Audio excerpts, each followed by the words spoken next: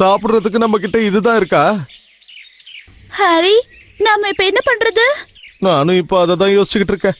இந்த இடம் பாக்குறதுக்கு காடு மாதிரி தெரியுது. இந்த இடத்துல இருந்து நம்ம எப்படி தப்பிக்க போறோம்? எனக்கு ஒண்ணுமே புரியல.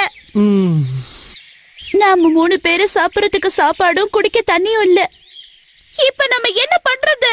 நீங்க மட்டும் குதிக்காம இருந்திருந்தீங்கன்னா பிரச்சனையா இருந்திருக்காது. இப்ப உனக்கு என்னதான் வேணும்? எதுவும் வேணாம். வாயை மூடு.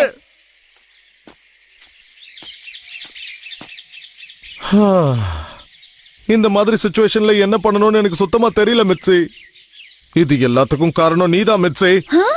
நீ மட்டும் அந்த பிரைஸ ஜெயிக்காம இருந்திருந்தா இந்த மாதிரி பிரச்சனை எல்லாம் வந்திருக்காது. நீங்க என்ன சொன்னீங்க? நீங்க 2 பேரும் சேர்ந்துதான் அந்த புரிபுரி கிங்டம்க்கு டிக்கெட்ஸ ஜெயிச்சீங்க. அப்படின்னா இது எல்லாத்துக்கும் நான் தான் காரணம்னு சொல்றீங்களா? கண்டிப்பா, அதுல எந்த விதமான சந்தேகமும் இல்ல. நீ மட்டும் ஓசில கிடைக்குதேன்னு அந்த டிக்கெட்டுக்கு ஆசைப்படாம இருந்திருந்தா இந்த மாதிரி பிரச்சனையே ஏற்பட்டிருக்காது. ஆனா நான் இந்த மாதிரி எல்லாம் யோசிக்கவே மாட்டேன்.